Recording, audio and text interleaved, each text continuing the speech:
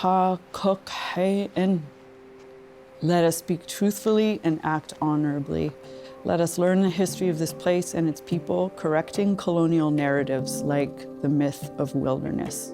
The closest translation we have for wilderness is was-yu, and that means home. We have been here for a long time, about 10,000 years. Me and my family, my daughters, are deeply rooted in this place, and it's what makes it special. We didn't just live sustainably, we lived abundantly. Yeah, I've seen many changes over the years.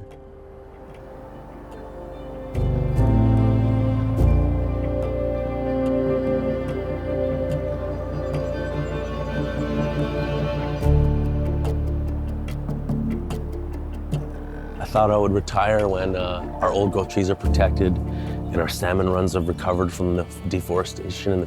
We haven't eaten a salmon out of our own river in the whole time, 30 years.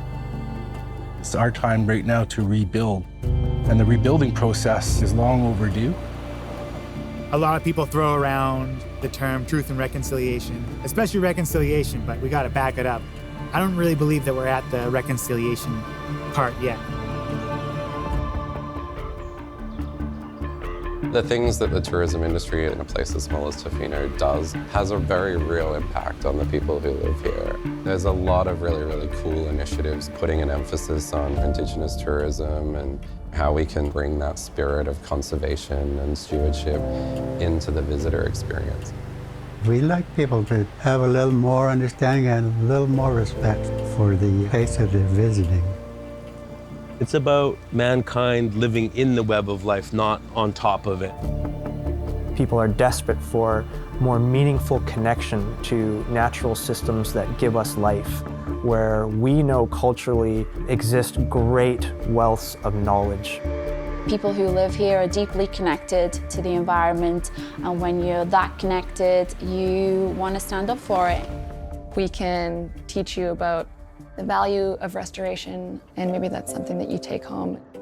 Respect is our very first law. Show respect to our environment and the place that we live. Too often we are working in silo when we could be working in collaboration with others. It's all predicated on a really healthy and good working relationship with the people who actually live here. It's imperative to work with the first peoples of a community. It has to be a co-created, participatory community process.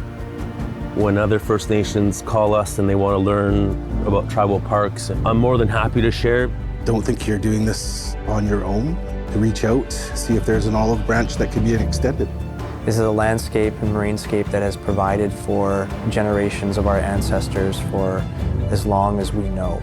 And it's never failed us, and we have never failed it.